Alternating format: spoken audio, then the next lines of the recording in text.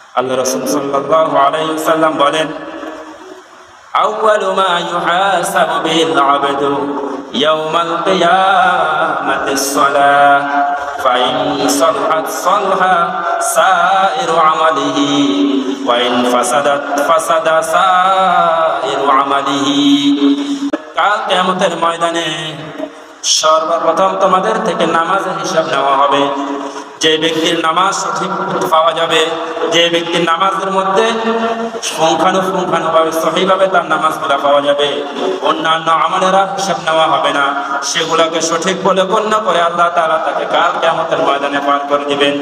আর যে ব্যক্তির নামাজের মধ্যে বেশ কম পাওয়া যাবে, নামাজের মধ্যে গন্ডগোল পাওয়া যাবে, ওই ব্যক্তির অন্যান্য আমলের মধ্যে ত্রুটি হিসেবে ধরে নিয়ে তাকে আল্লাহ তাআলা কষ্টের সম্মুখীন করে দিবেন।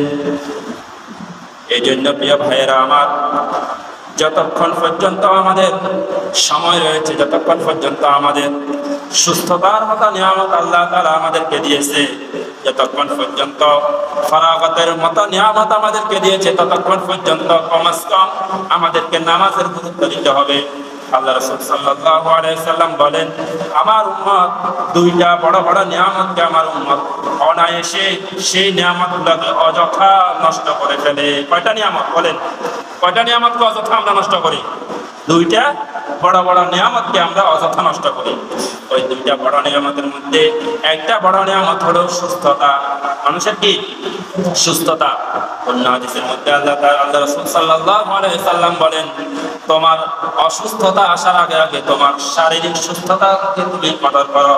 পর্যন্ত তোমার শরীর সুস্থ রয়েছে ততক্ষণ পর্যন্ত বেশি বেশি করে আল্লাহ তাআলার জিকির করো, বেশি বেশি করে আল্লাহ তাআলার হুকুমগুলো পালন করো, বেশি বেশি করে নামাজ আদায় করো। কারণ অসুস্থ হয়ে গেলে তোমার ইচ্ছা থাকা সত্ত্বেও তুমি কিন্তু মসজিদে যেতে পারবে না।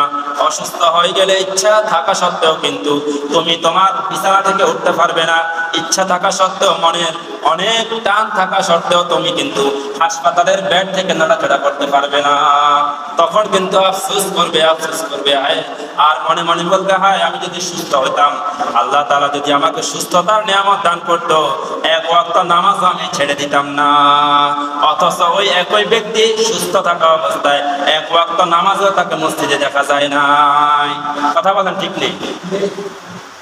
ঠিক আছে না কথা?